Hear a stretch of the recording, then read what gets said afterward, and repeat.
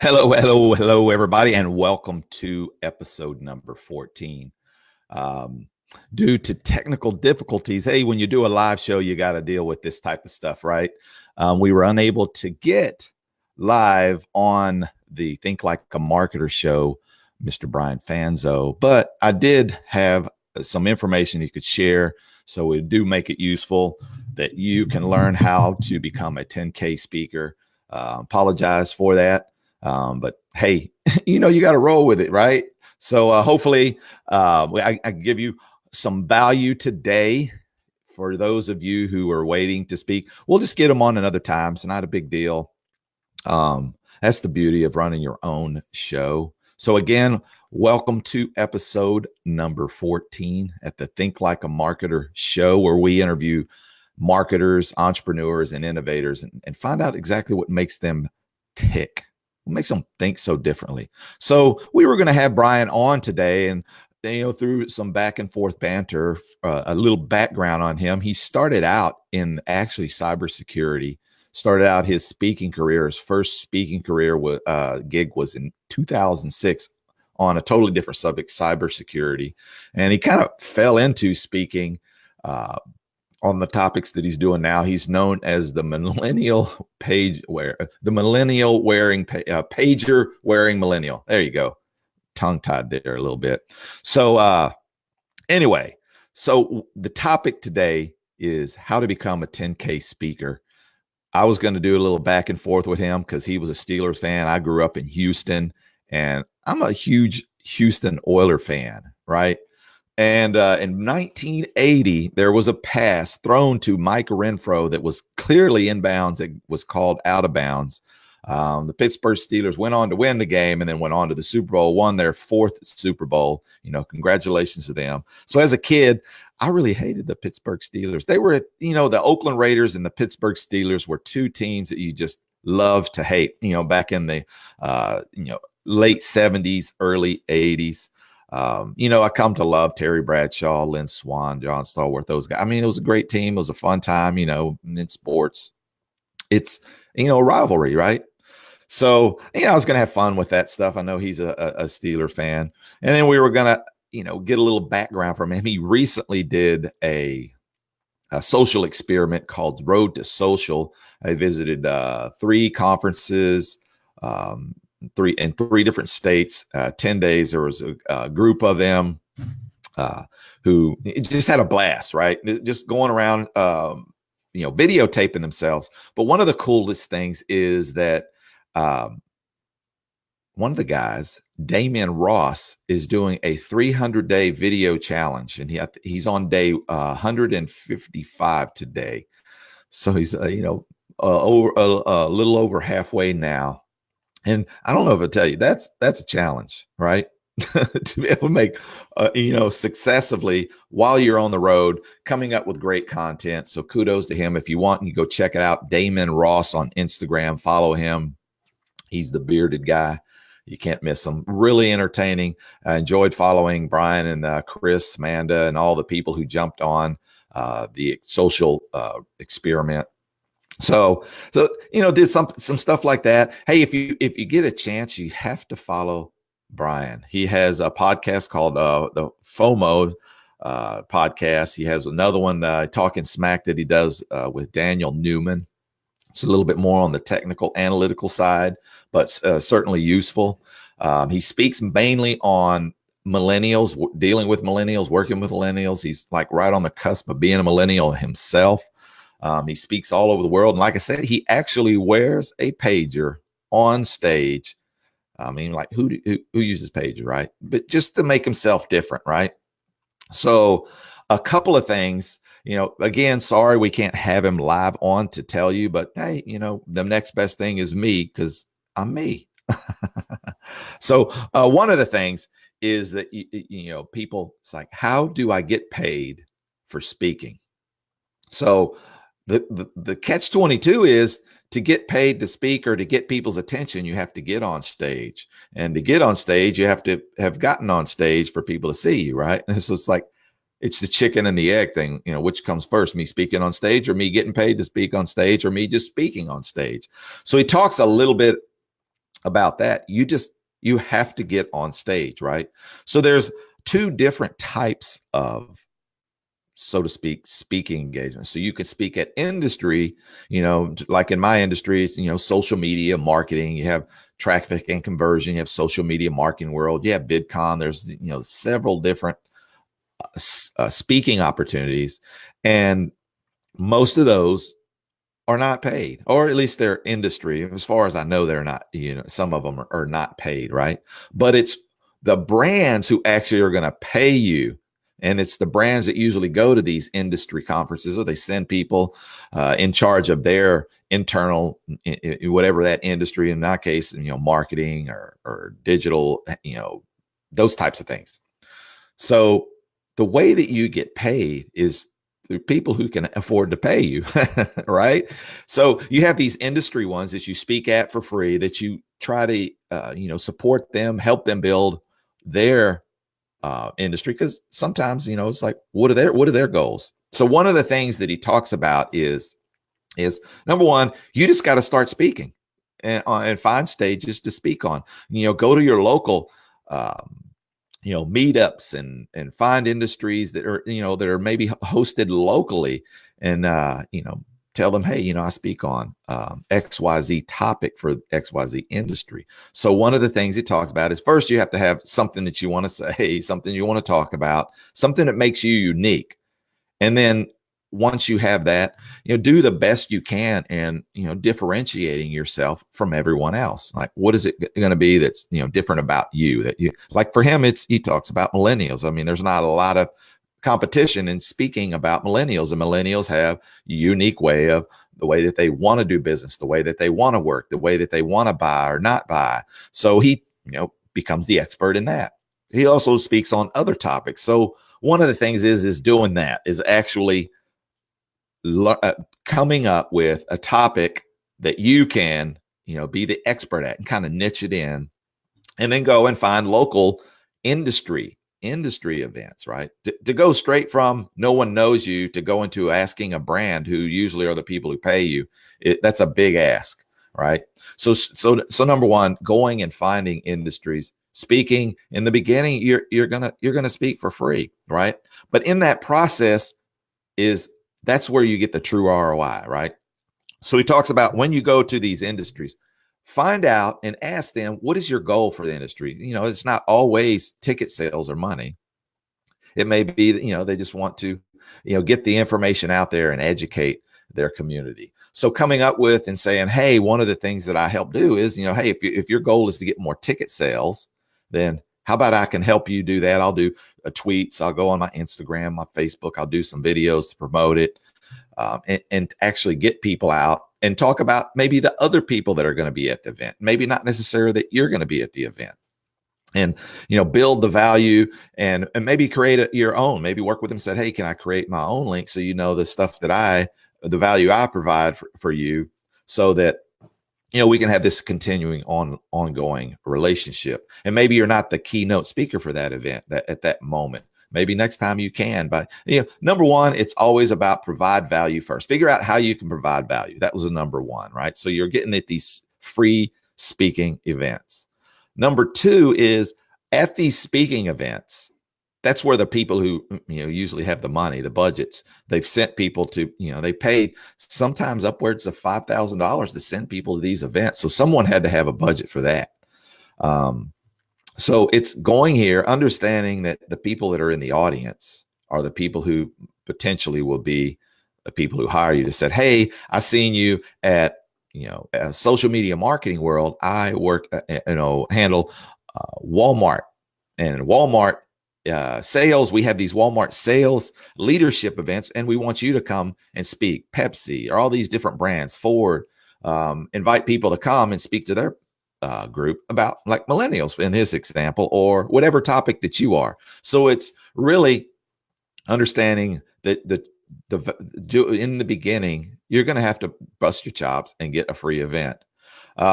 Number two is, when you have to be different. You're, like me. For me, it's like, think like a marketer. And it's like, I describe, like, what is that, right? It's because that's such an ambiguous statement.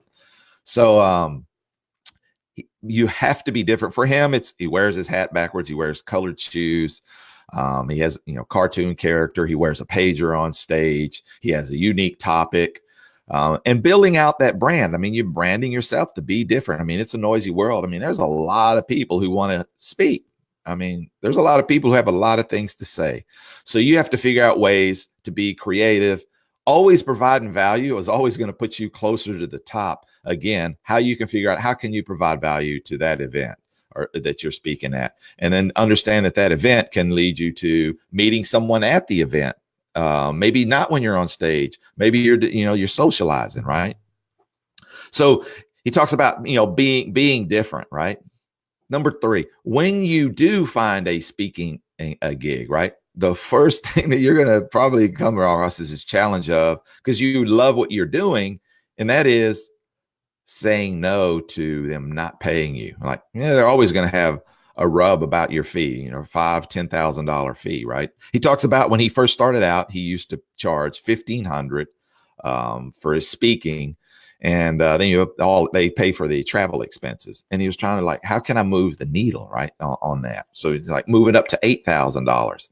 And event coordinators can well, I can't afford that. It's not necessarily in my budget. And then figuring out how you can provide value to them in other ways. Maybe they can't pay you. Maybe they honestly really don't have it. Then say, hey, I know you don't have it. How about then you pay for me to come a day early, pay for my accommodations, and you turn it into an experience. Or maybe you say, hey, I want to bring my wife or my girlfriend or my sister, brother, or just a friend a day early. Hey, if you pay for their ticket to come up, and create an experience out of it, and maybe negotiate. It's always about working out something that works best for both of you and looking at the ROI that you could possibly get. Maybe you're going a day early to do these things. So being open to, number 1, saying no to people who just can't pay you. Number 2, figuring out ways that maybe you could work it. Maybe they can't pay you more, but they can, give you other benefits, like going a day early. Like, it's not so bad if it was a speaking engagement in, Bali, and they were going to pay for you to fly from Houston or wherever you live to go. And maybe they were going to pay for you to go a day early, and they would pay for someone else to come along and their accommodations. Maybe they couldn't just afford the speaking fee. Those examples, being a little bit more creative and open, and then sharing with them that, hey, I'm not just going to be there just for the 1 hour or the 2 hour, however long that segment is. I'm going to be there for the full day. While the event's going on, I'm going to be tweeting, sending them ahead of time some promotional stuff, like a 1 minute or a 10-minute video, talking a little bit more about what you're going to talk about, how you're excited, so that they could use that for their promotional items. Maybe they're running Facebook ads, so they need some content to do that. And again, the ROI on that is tremendous, because all you had to do was create some content, share it with the event. The event may have a budget for advertising, and they're going to run it. Tell the event that you have a website that you're going to put on the website, information about the event, how people can get involved with the event. You're going to continuously share and talk about the event. It's these types of things that create value that those coordinators, maybe you won't come back to that event ever, maybe you get to speak at that event one time. But what happens is those event coordinators talk to or communicate with other event coordinators, and they are looking for good speakers.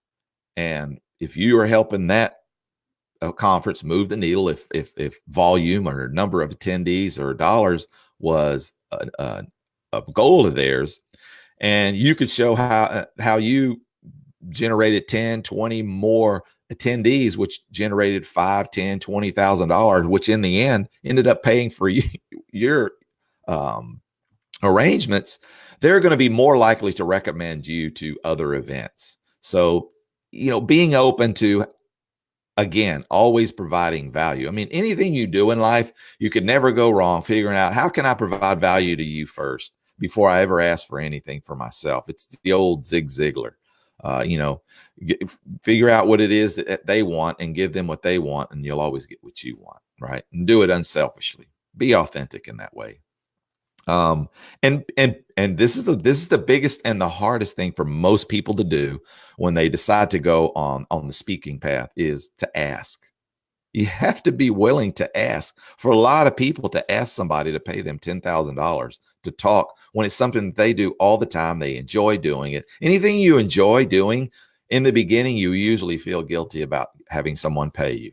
But I promise you, baseball players, football players, golf players, they don't feel guilty taking millions of dollars, and nor should you, because you're providing a value. As long as you're providing a value, you can't go wrong. Hey, I wanted to say, hey, thanks, Tony, Mac, and Brian for coming on. Hey, Brian, for whatever reason, we couldn't get connected.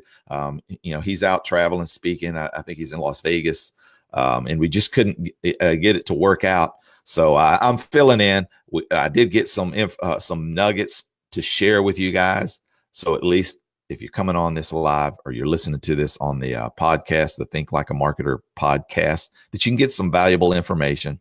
You can also go and follow Brian on ifanzo.com. He has a website there. He has both his podcast, his FOMO podcast, the fear of missing out, because that's a common thing. And then he has Smack Talk. So you can go to this website and find that. I did make some other notes here. Be willing to ask, and understanding. So he did a podcast on one of his episodes of the FOMO. It was episode 78, where it's called Strategic Serendipity. Like serendipity, if you don't know, is just like things, just be open to life presenting things to you and you just going with it, right? And he talked about strategic serendipity. So I was going to ask him a little bit about that, like what exactly is strategic serendipity, because just the word serendipity alone means that you let things just happen, not strategically in advance think about things happening. So I was curious about that question, and I'll be interested to hear in the comments what you think about it in serendipity. So I'll give you his thought. His thought is like, you have a limited amount of time in everything that you do, right?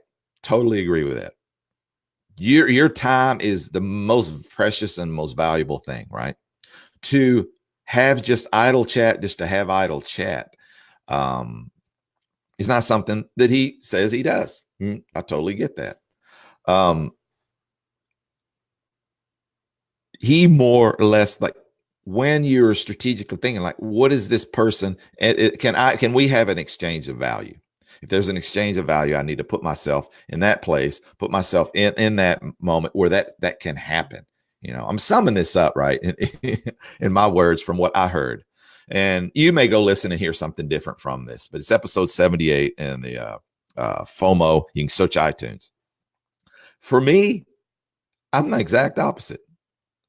It is inside of those random moments, and I'll share one with you in just a second. It's inside of those random moments that is serendipitous, that there's always, I 100% without a doubt believe that anytime someone comes across your path, there's a reason. It's either for you or for them to learn a lesson, to confirm something. There's something in there. There's some reason why. I mean, that's my philosophy. That doesn't make it true. That just says that Randall Chestnut thinks that it's true.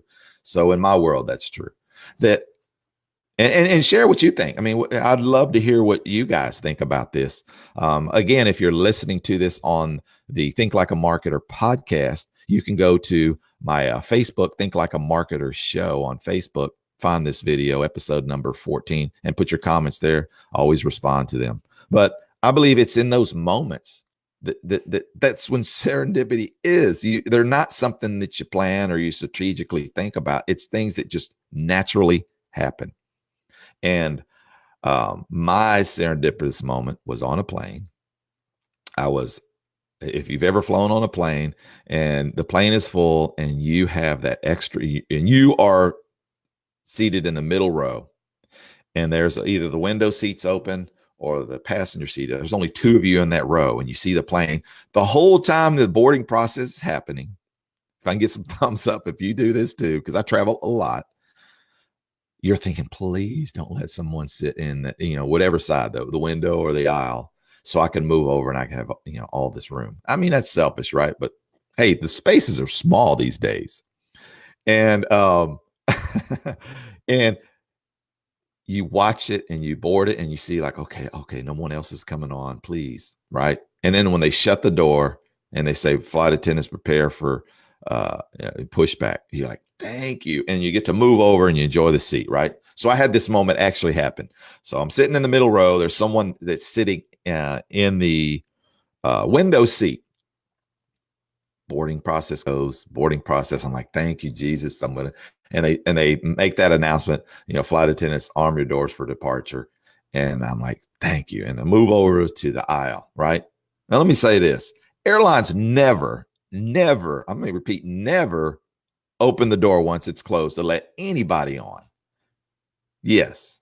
I mean, if they do, it's a very rare exception because, as soon as they shut the door, haven't been in flights and I know this, as soon as they shut that door and they back off, that the blocks, there's a timer on that airline that now says what time that plane actually blocked off or backed out, and it's tracked, right? And it's these numbers that are tracked. And when you say what's the on-time departure, that they advertise, or that Consumer Reports or these type of people say they had an on-time rate of X. So they have a strict policy like we need to get off this block before at least before or right at the time of departure so we can get credit for it. Right. Now, there are other airlines like Southwest that don't have an electronic. They just do it by, hey, they tell them. So of course you're going to tell them and you're going to have an on-time departure every time. Right. So I digress, just so you know. So I'm in the plane, scoot over, doors are shut. I know I'm good to go. And then I hear this. Flight attendants disarm doors. I'm like, disarm doors? Why? No, don't disarm doors. That is the only seat that's open on the plane, right? So if you're just coming on, and we're talking about serendipitous, right? So I talked a little bit about, and if you're just coming on or you're just listening, Brian was unable to make it due to technical difficulties on his end, right? So I kind of filled in, gave you some of the ideas that I kind of jotted down from him on that. And I'll sum it up again, but I'm talking about serendipity, something that he had talked about on one of his podcasts. Serendipity, he talked about strategically setting those up. I'm talking about serendipity is just you let the world make it happen. And I'm talking about something that happened with me in that moment. So I'm on the plane, doors shut. They make that announcement, arm the doors, you're good, move over. And then they make the announcement, disarm doors. Only seat available is the one that I just moved over. I'm like, please tell me they are not opening that door to let someone else. And lo and behold, they did. And guess what they said? Next to me, scoot over. I'm in the plane. It was a lady. I'm like, damn, now I got to sit. I'm tall. There's not very much room. And I'm in this middle seat.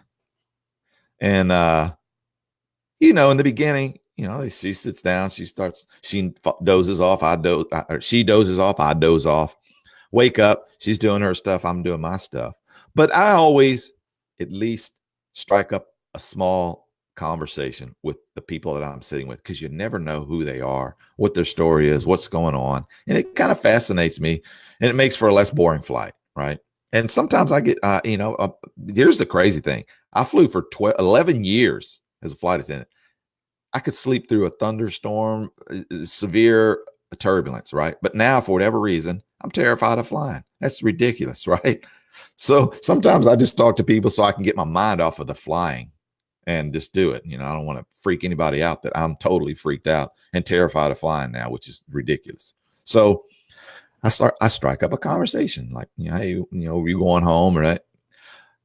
Long story short, NC ends up hiring me for a full year as a consultant, pays very good on working with her, and she was in the fashion industry. And that was all because I just struck up a conversation with someone and I wasn't strategically trying to plan anything. I just did idle chat, and that idle chat turned into a large six-figure income. So I guess I sum that up is Brian has a strategic approach, which I totally respect. And I don't think there's anything wrong with having a strategic approach. When you value your time, I value my time as well, but I believe in serendipity in its truest form is you have to let life happen. And if you feel the same way, you can comment. If you don't, I'd love to hear what you have to say about it. So again, so that was my thought. And I was going to, get a little bit deeper thought on his and maybe let him explain and a little bit deeper so you guys could enjoy that. But I wanted to say this, that some of a lot of us who have first off, everyone on this planet has some experience that someone would pay them to know. Yeah, everyone. I mean, I'm going to tell you this. If you've ever experienced the loss of a child, that is a traumatic experience as a parent, and how you got through that. There are people that are going to have to experience that, unfortunately, and having, gone through it and made it through, and you maybe came up with ways that you coped with it, and being able to share that with somebody and bond with somebody and give them just a little bit extra to help them through that process. That's something that people would want to hear about. Divorce. You've been through divorce.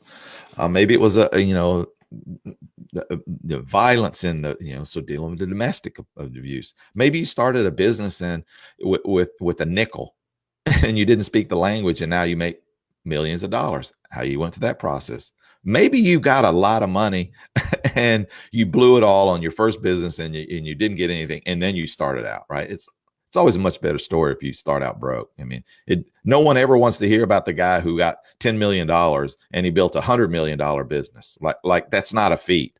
And that always baffles me. Just because someone got money doesn't mean that they're going to turn into a lot of money. You see a lot of VCs give millions and hundreds of millions of dollars to these 19-year-old kids who blow it, right? So what's the difference? If you're able to, go out and raise funds, what is the difference? They get all that money and they build this business, right? And the majority of them don't make it.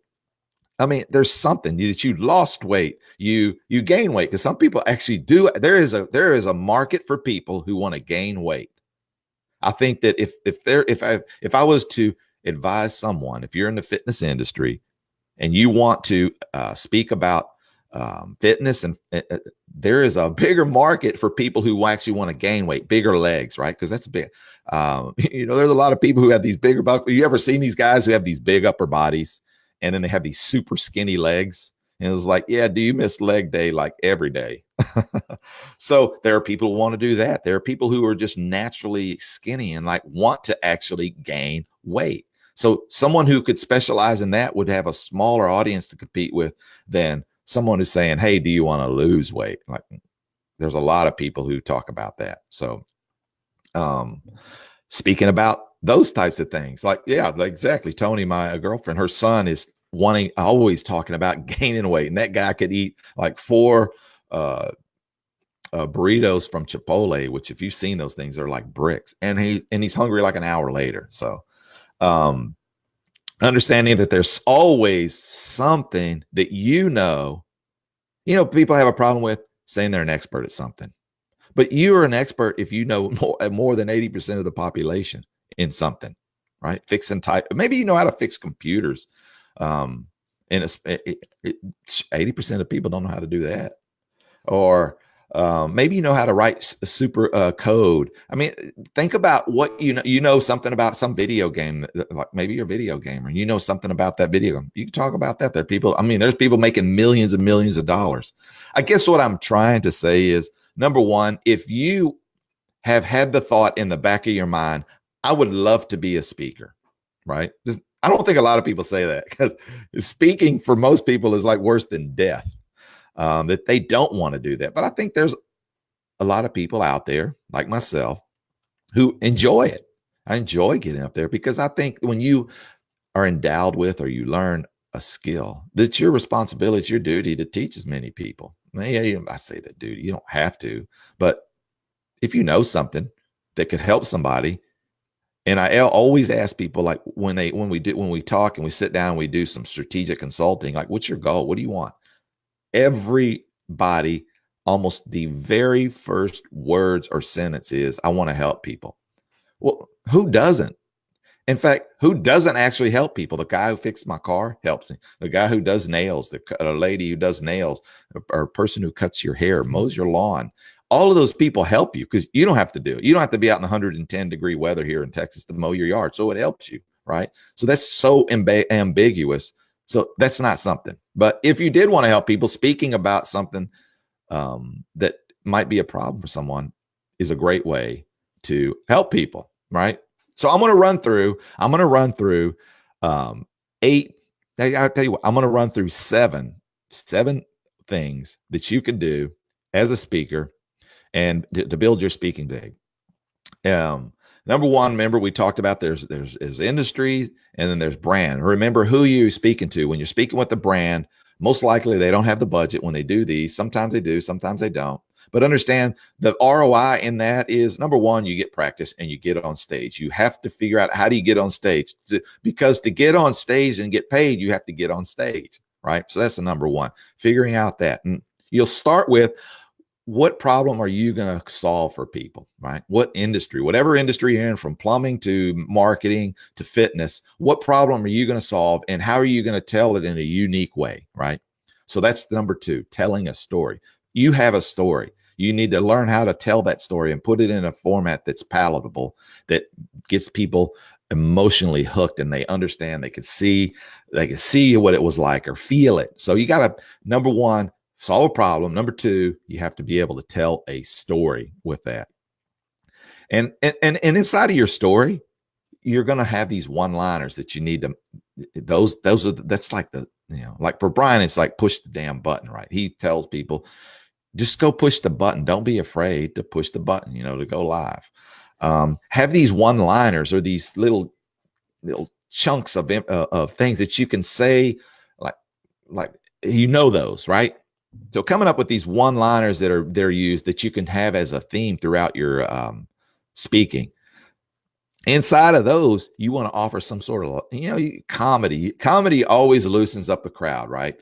So you want to figure out some inside of that. After you practice it and you've done it a couple of times, you get the hang of it. You don't have to be, Kevin Hart or Richard Pryor. If you understand the industry they're in, there are things that common things that happen inside of whatever that industry that people could relate to. And they go, oh yeah, I've known that. Just little nuances. Like today I posted on my Facebook, it was a picture of a cassette tape on an operating table. And it was, these doctors over it.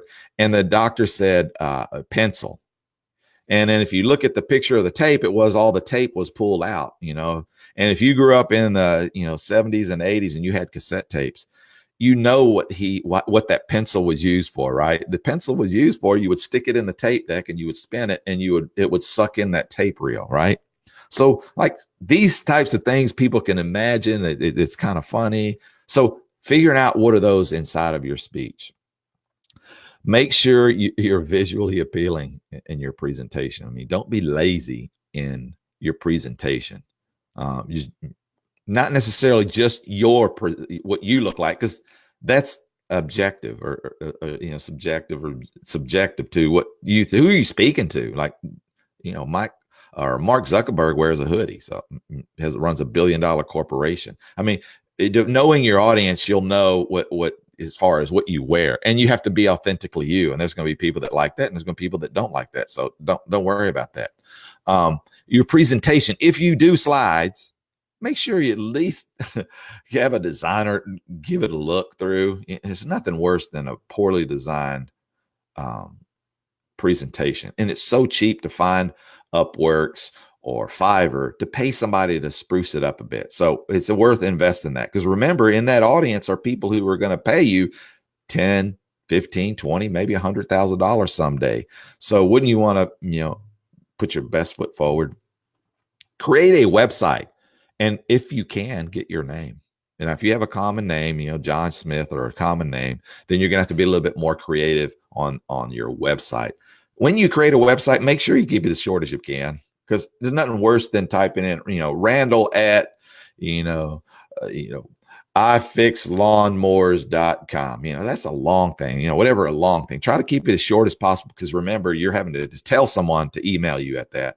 And the more letters you have to put in there, a lot more likelihood that somebody's going to misspell it. So having a website that you can drive people to, that has a little bit of your information, what you're passionate about, what you would talk about, different topics you would talk about, because it's on that page that you're going to house your speaker media kit, right? So that's something that he spoke about a lot. You got to have something that you could send to someone. It's like, hey, send me, because that's what they're going to ask for. They're going to really want a speaker reel, but if you haven't gotten on stage yet, you might not have that yet. But at least be able to give them like a 1-page, and you could Google a 1-page speaker speaker sheet, and there's plenty of them, and just create that and come up with 3 major topics that you talk about, brief description, and whatever your like throw outline is.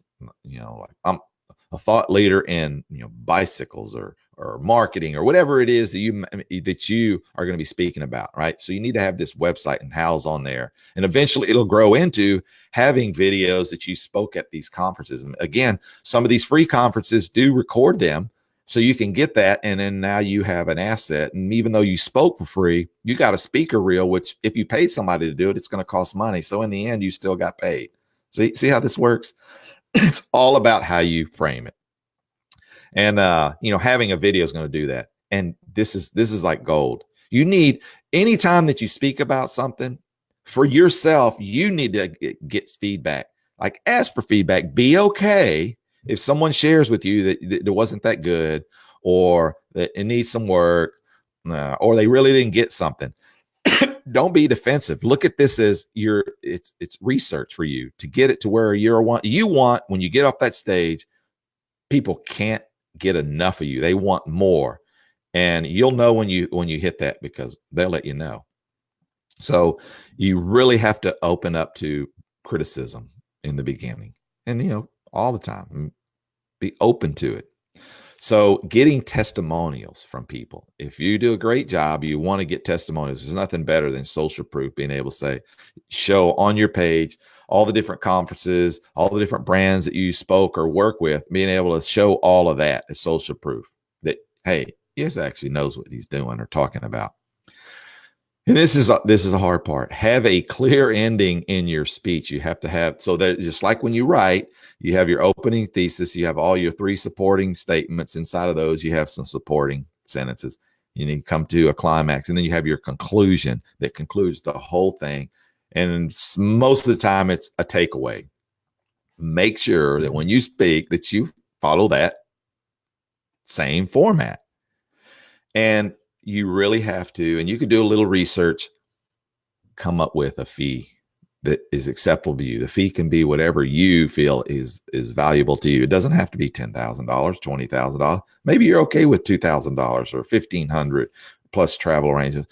It's whatever works for you. So you have to figure out that value. And as you get out there and you speak and you meet other speakers and you find out what they're getting paid to speak at the same event, maybe you change what you feel like you should be getting paid based on the value that you're given, the feedback that you're given. When someone walks up to you and they say, hey, Randall or Stephanie or whatever your name is, when I saw you speak at XYZ event, or you came spoke at my company, I implemented this one thing that you said, and it took me from making $5,000 a month to $20,000 a month. So how valuable is that information? When you hear that, charging someone $10,000 doesn't seem so out of line. So, hey, hopefully this stuff was useful for you guys. Again, I apologize. We weren't able to get them on. Hopefully I was at least a decent enough fill in for it. I mean, it was literally the last minute, like 5 minutes. Everything that I'm talking about had to put on paper.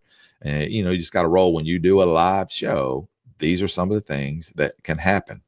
So, again, if you want to learn more and you want to actually hear it from Brian is a paid speaker traveling all over the world, speaking all. He's going to be speaking at Social Media Marketing World 2019.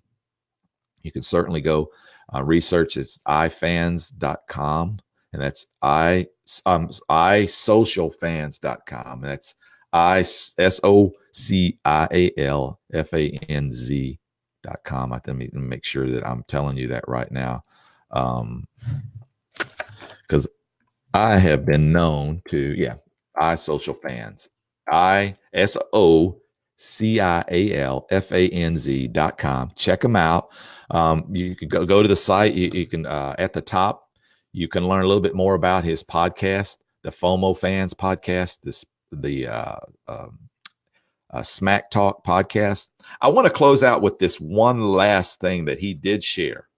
And it's something that I am passionate about, and it's doing these things, having a show, right? Like this is a live show that I strip off the audio and I upload it to a podcast, right? I chose, to go the difficult route, right? Like doing live, because these types of things happen. Had this been a podcast, I could have recorded it anytime, been nice and clean and uploaded it and be done. And maybe someday I'll move it over to that. But I think it's better for me that people see me and, see it's a little bit better. And maybe they see our guests. It's something about visually seeing someone and hearing their voice, tying all the senses together that works better for me, at least for now. But podcasting, this is something, when asked, what is the one thing, if you want to be a paid speaker that gets you the most gigs, hands down, he said, is podcast. So from that, I will say that if you can figure out what it is, all of those things, what it is that you want to speak about. And hey, if you're listening to me on a podcast, you know that people listen to podcasts. And you may already have a podcast. If your message isn't clear, it's harder for someone to know, like, what is it that this is about, right? But for me, I interview marketers, innovators, and entrepreneurs and try to pull out of them useful tips that my listeners could benefit from. Now, I try to throw in there my 2 cents on something, but the show is really about them. But people get to know me, then they go and they actually see what the stuff that I do in the marketing space, and then they get to know you, and then they say, hey, I want to talk to you, whether it be LinkedIn, Facebook. So his recommendation is, one of them is that what he just says, hey, this is where I get the most business, is from my podcast. So if you're on the fence about having a podcast and you want to be a speaker, it's one of the better way. Hey, you get to talk. Maybe you get a virtual stage. You get a person's ear, right? Maybe you're not at an event, and it's so easy to do. It's so easy to do.